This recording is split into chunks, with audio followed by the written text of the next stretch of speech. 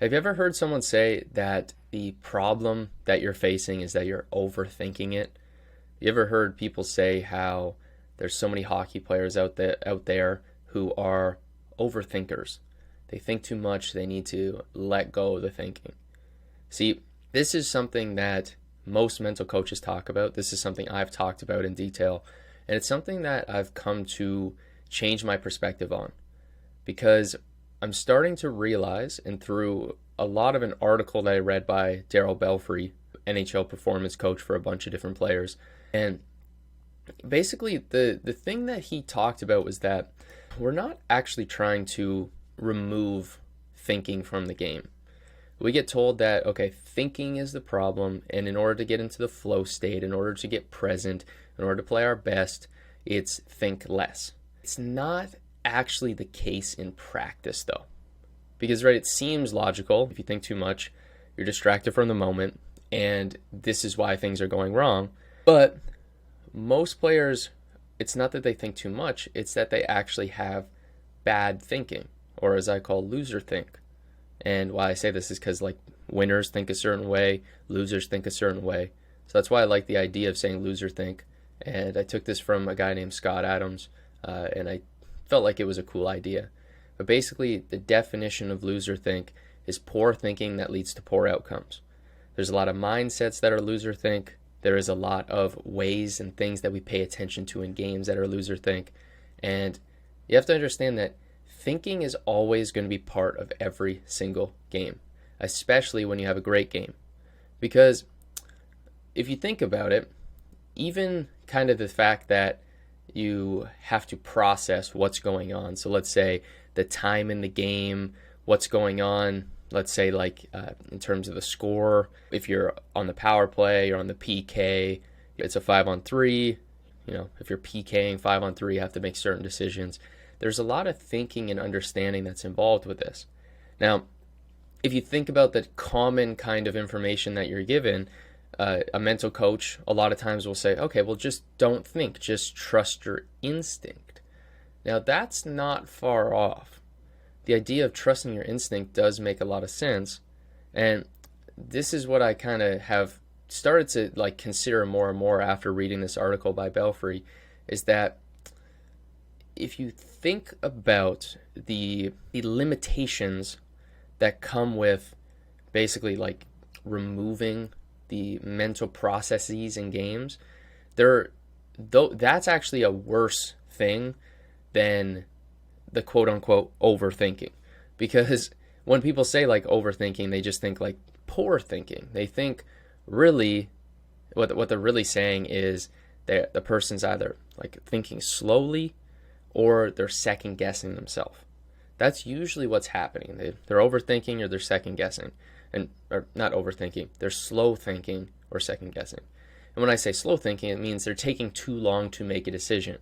So you see how when you say overthink, it makes people think that the opposite is to underthink, but it's not actually that. It's simply just to make a higher quality decision. It's to trust the decision you make, and it's to just make it quickly. That's still the same amount of thought.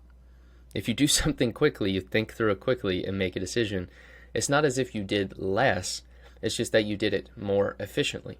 So it's getting out of this place of thinking that you have to remove your mental process, you have to stop thinking your way through the game. Instead, understand that great players just think differently. They just think the game better than you do. They have better IQ because they are aware of what's going on and they're putting their attention into the key things that matter. Their thoughts really become clear because they are so skilled and they're so good at getting into a flow state that, number one, the thoughts become razor sharp. They are deeply present with their thoughts. They have anticipatory thoughts, so they anticipate what's going to happen. They trust their thoughts deeply. And one may even call this that they trust their instincts because they trust the first thing that they think. They trust the first action that comes to mind. And each thought has a purpose and it's directly connected to what is going on in the game. There's no wasted thought. You may actually say that overthinking is just simply when you waste thinking, when you use thinking ineffectively, you use it for something that's not helpful. But in a game, if you can be very aware of everything that's going on and be processing it all the time, that is where you become great. And that is what happens again when let's say like a painter is painting and they get into this amazing state of just creativity and excitement.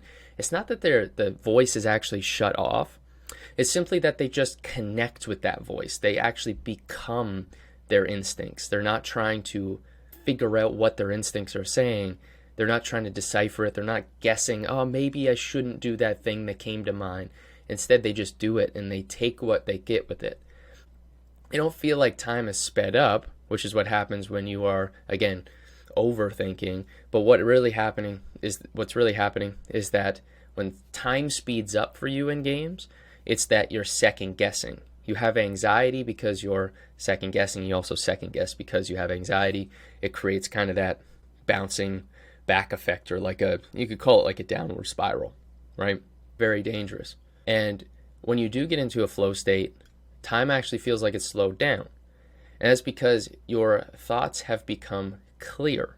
You're thinking clearly, and because you're trusting them and thinking clearly, now all that exists is the game in front of you. The rest of the world drifts away. And again, this is what flow state is, and this is where thinking is pure. This is where a player's true self is found. This is where you find those amazing performances. This is where you figure out what type of player you are. Because if you haven't consistently tapped into your true self, if you haven't consistently tapped into your IQ and really figured out what makes you great by being in a flow state consistently, you just don't know who you are yet. And that's the awesome part about sport careers and athletic careers, is that we have this crazy, crazy opportunity to really discover how great we can be. And the only limitation is if you just stop going for it. If you stop working, you stop putting in that effort. So I just want you to take a few seconds here and just think about, like, what if you were in flow state all the time? What if you were present all the time? What if you were able to just perform the way you can consistently? It's pretty crazy, right?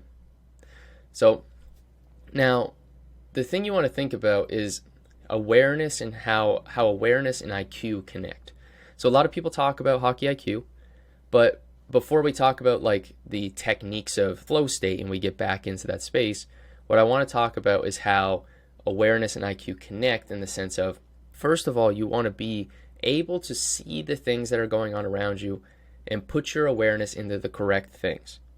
When you direct your attention and your awareness at the correct things, and you can see the visual I drew up, it's just a little sketch that you'll see in the article, but you'll see these specific key points.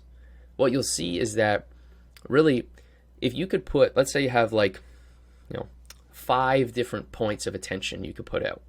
If you take those 5 points and you point them at, people in the stands, you point them at what the opposing team said to you, what your coach just said to you that was mean, and that's 3. But whatever, just say you direct your attention into 3 ineffective things. So now the problem you're facing is you've just put 3 of your 5 attention points into things that are not going to help you to execute in the present moment. Those are things that are not directly connected to your outcome. The key is directing your attention to the outcome. So you take all 5 of those and you put it on where your teammates are, where the opponent is, where the puck is. You understand where the goalie is. You understand how the flow of the play is happening. See how that's not removing thought. That's just putting thought in a different place. It's putting awareness and then your thinking and then your decision making in alignment. And then the key is you simply just trust the things you do. If you don't trust the things you do, it may be because you don't actually have the skill to do it. Maybe you don't have the skill to maybe just like doing consistent shoulder checks and watching where players are around you. You don't have the skill to track where players are going and predict accurately. See, these are all techniques and tools that we teach in the Next Level Accelerator program. So it might be worth something worth looking into. We have like a 2-week out of the 8-week program where we really get into the IQ and how to develop anticipation, and actually building out some more detailed courses within the Next Level Academy as well. Now, again, what you want to think about here is, okay, so let's assume that you have those abilities, but what's happening is you're just directing your attention at ineffective things. That's where you can see a massive, massive change. is if you take in the right information, then you can make the most effective decision. And that's the thing, is this can only happen if you slip into that deep flow state and you start to pay attention to those right things. And this is, again, like LeBron James had a pretty cool interview, which I thought was like really kind of telling, that Belfry also put in his blog article. And what LeBron said, which was very interesting, was that he kind of identified everything that happened in the game. So they asked him a sequence of plays, or they just said, like, what happened in this situation, and he went through, like, I think it was like 6 to 8 different sequences of their team running up the floor, defending, running up the floor, defending in basketball. And what was insane about it is it just showed he had this like almost photographic, or me and one of my best friends say, videographic memory, or he had it like memorized, and he could see, here's exactly how this whole thing played out. I remember this. And you could tell he was really processing in detail what was happening. So that's the thing, is like when you do get into this flow state, it's basically like you've entered into the matrix. You see all, if you don't know what that means, you can see into like the video game code, and you can actually see like, oh, okay, here's how this works. And that's kind of what happens the more like present and focused and aware you become. And the thing is that like the opposite of that, overthinking, is really second guessing that.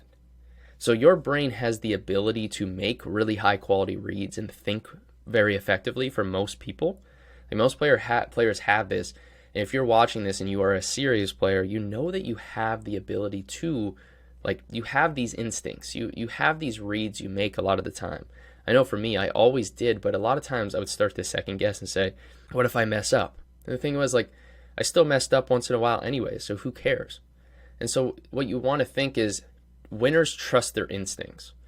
Winners trust that first thing that comes to mind. And if it's wrong, then they just go back to the drawing board and they rewire it. That's why we teach so much about deep mental programming in the next level programs, because if you want to make a shift in who you are as a player, you got to change those decision-making processes. So that's why it's super, super important. So again, people get labeled for overthinking. It's not overthinking. They're just second guessing. Second guessing, you could say, is more thinking than needed. But the thing is that when someone makes that first thought, so they say like, okay, going to make this move, overthinking typically would be said, okay, like what you're doing is you're saying, should I do this or not? Well, instead it's like you just make this move and then you think about the next thing. You just remove the unnecessary thought and replace it with a positive thought. You replace it with a trusted instinct. So again, it's where this kind of language differentiates. But what I want to get clear is that demonizing thinking is not the solution to increasing performance. It's understanding what high quality thinking means. And that's, again, why it's so important to think. Winners think a certain way, losers think a certain way, and don't get caught up in the space of thinking winners don't think and winners just shut their brain off and just go into this really weird, like, they're just always making stuff up. They have no idea what's going to happen next. Sort of, but they are thinking, but they're so present in understanding. That's why they remember what happened a lot of times in so much detail. Now, sometimes players can do this thing called where you black out in a game and you don't remember what happened. That's a topic that I want to do some more research into before I make any claims on that. But I have some more thoughts I will say eventually on that. But here's the thing. Here's how you develop winner think. And yes, I said winner think, as in how winners think.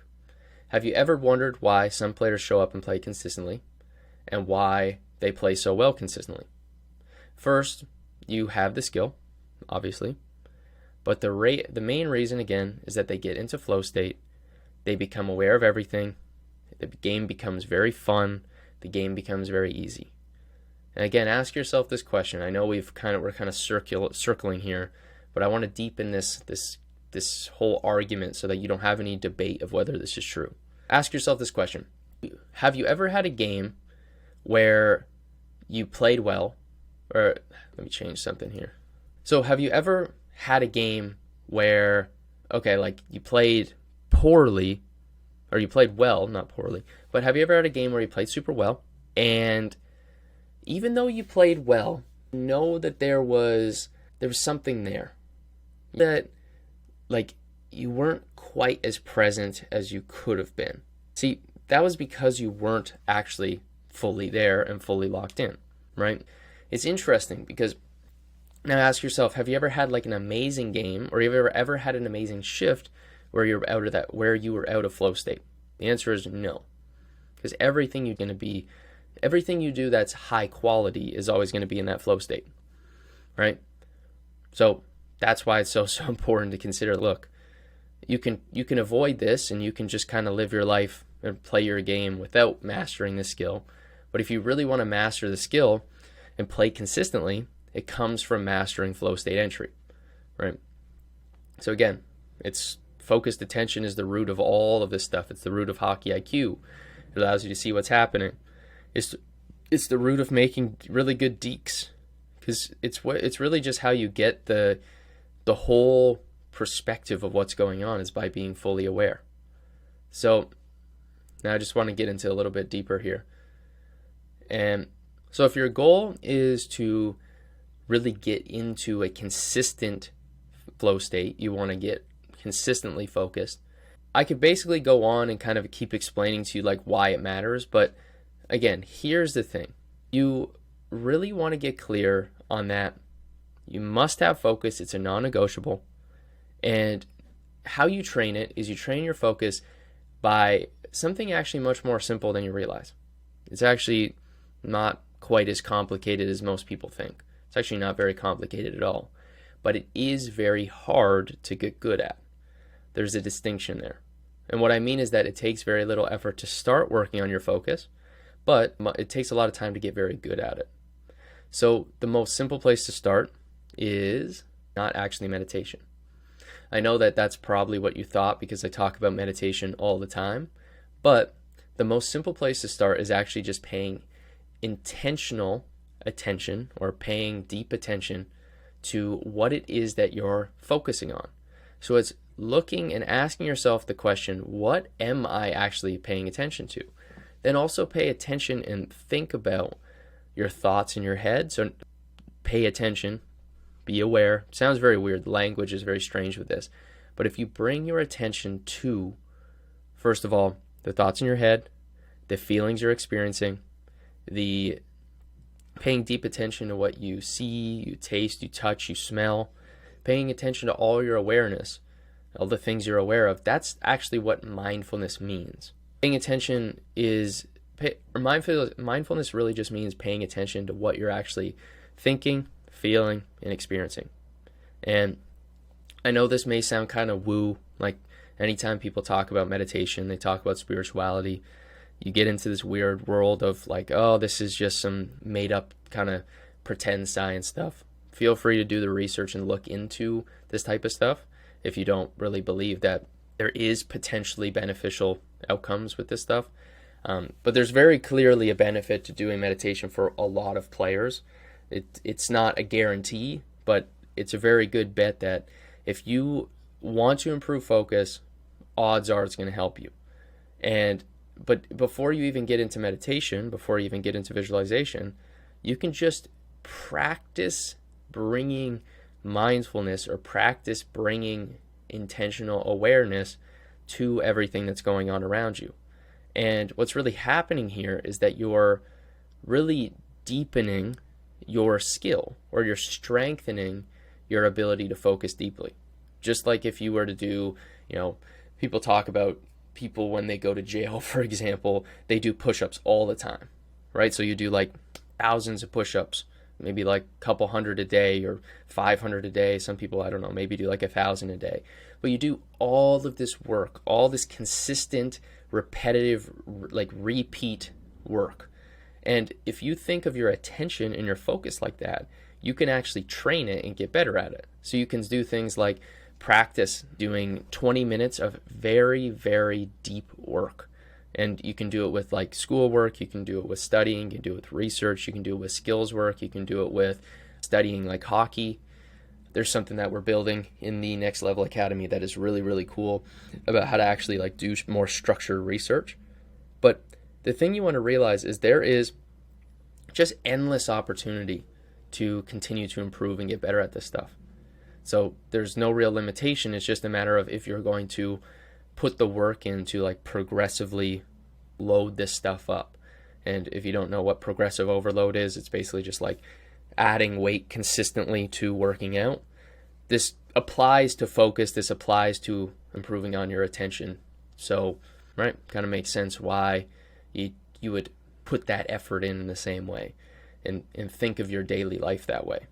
And just think of every time you do a meditation, every time you bring your attention back, even if it's just like a quick moment of catching yourself in a thought, noticing a feeling you're having, noticing the experience and paying attention to the sights and sounds around you, you're getting better at your focused awareness. So you're getting better at that skill. Now, the next question becomes, well, what if you could speed up the development of your focus, right? Do you think that it could be like a superpower? Like, do you think that there could be a real change in you if you were to accelerate how quickly you got really, really good at focusing and bringing your awareness to what you want it to be focused on?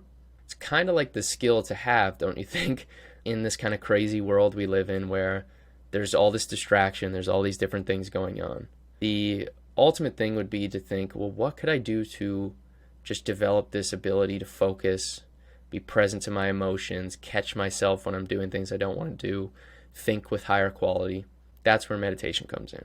So this is the power of meditation. And Kobe Bryant talks about it. He feels like when he starts the day with meditation, he's attacking the day. But when he doesn't, it feels like the day is attacking him and he's almost on defense. And I feel like that's a good way to say it. You kind of feel like you're, especially as an athlete, this is why I say, like, when you're done playing sports, you don't have to do this. But if your goal is to be a really, really high quality athlete, and the difference between scoring and not scoring is inches a lot of the times, the difference in focus of just like, 1-2% might make the difference between you scoring or not scoring today. So if you put in consistent effort to be 5, 10, 20, I don't know, maybe 50% more focused, and your attention is fully in the moment when you play every single game, and you do that, let's say 50 times or 50% more often, you are 50% more focused, right? Because if you have games where you're just not focused at all the whole time, and you now make that every game you're dialed in, think about how that could lead to more performance. It's a very, very realistic thing that you could have 5, 10, 20, 30, 40 more points if you really master this, if you're somebody whose focus is not where you want it to be.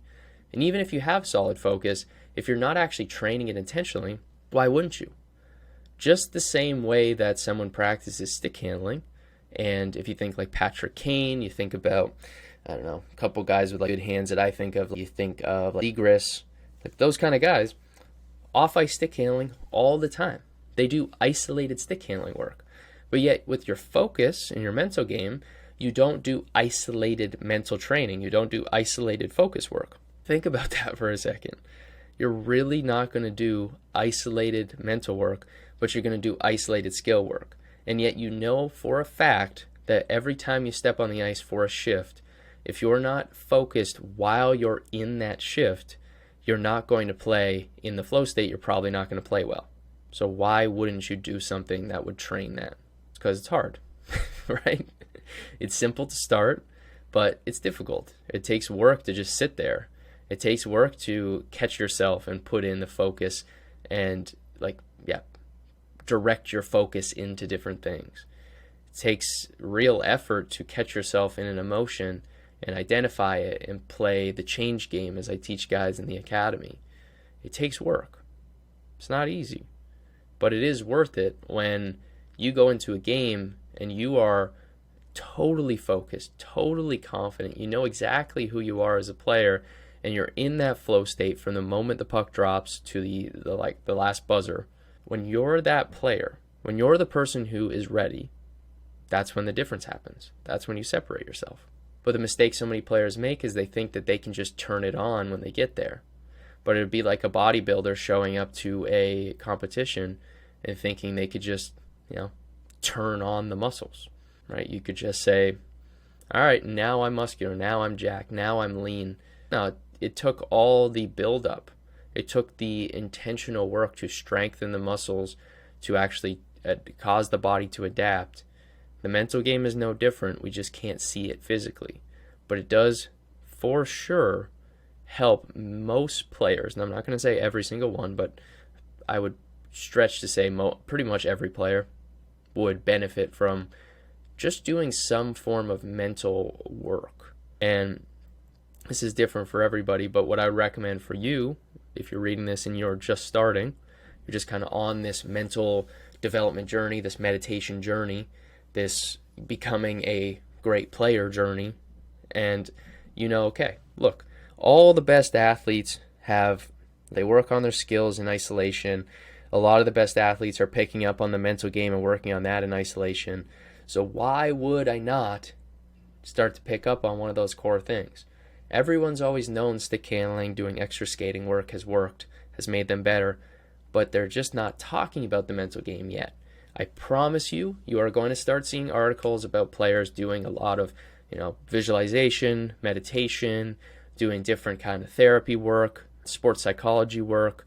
You're going to hear a ton of stuff about this in the future. Calling it now, it's pretty much inevitable.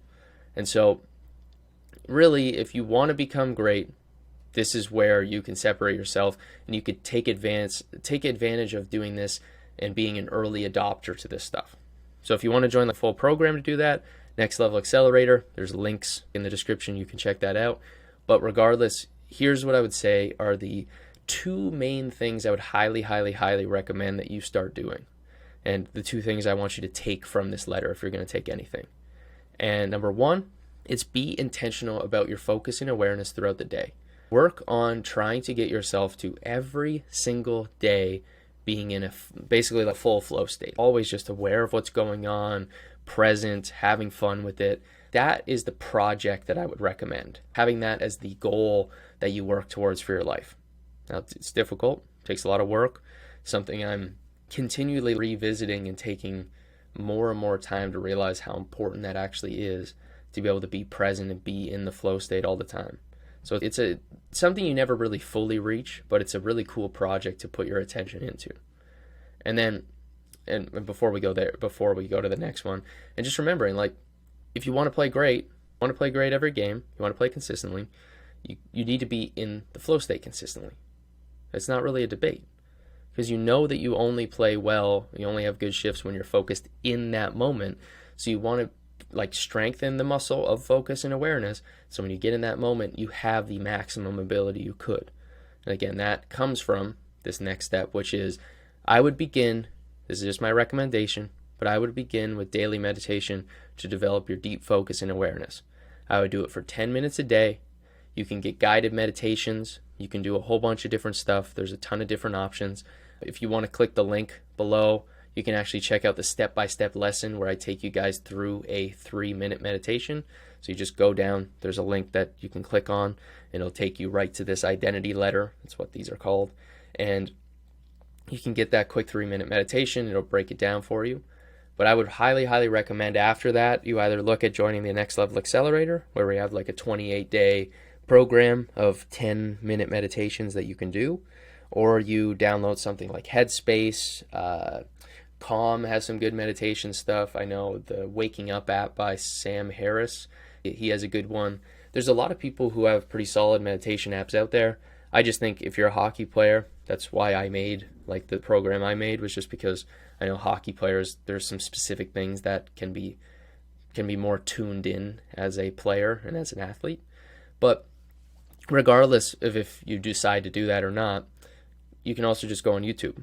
So if you don't want to spend any money on anything, just go to YouTube, search up 10-minute meditation, just try different ones. There's a ton of different approaches.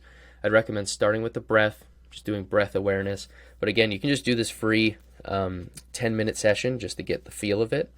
But regardless, you should be good to go. So if you enjoyed this, if you thought it was valuable, I really hope it was valuable. And if you want to listen to me send out a video like this or a podcast like this every single week, just like everybody always says, subscribe. Subscribe allows you to just see this stuff pop up so it don't get lost in the feed. So like the video so I know you actually enjoyed it. Subscribe to either the podcast or the YouTube channel, whatever you want there. And leave a review if you could. I really appreciate it if you leave a review on the podcast, especially just because there's so many podcasts out there. But if you want to leave a review or even just a comment underneath this and just tell me what you enjoyed, just boosts it in the algorithm, helps me share it with more players, because ultimately my mission is to help all players in the world get high level, or at least have access to high level mental performance coaching. So that's why I continue to put this stuff out and do a lot of this free stuff so that you guys can have access to this stuff. So I'm going to continue to make better and better videos for you guys, and I hope that if you have questions, you are able to just reach out. You can send me a message on Instagram or TikTok. Just Identity Shift Hockey or Identity Shift Corson should come up if you search Identity Shift Hockey on pretty much like any platform, and that should be good. I'll see you guys soon. See you guys next week. Hope you crush it this week. All right, bye.